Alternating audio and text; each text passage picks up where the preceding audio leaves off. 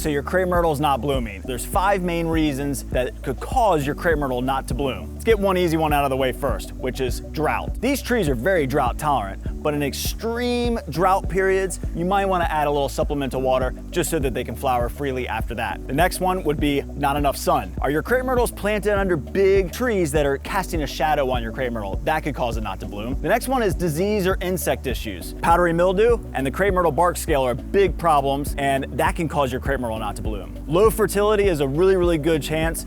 Usually they use up a lot of phosphorus to form those big beautiful blooms, and if they run out of phosphorus, you need to supplement by adding more into the soil. And lastly, pruning. If you're pruning in the middle of summer when it should be blooming, then that's going to cause it not to bloom. They bloom off of new wood, not old wood, so you really want to prune in January, February, so that way it's free to grow and bloom all summer long. Hope this helps your crepe myrtle bloom this year for you.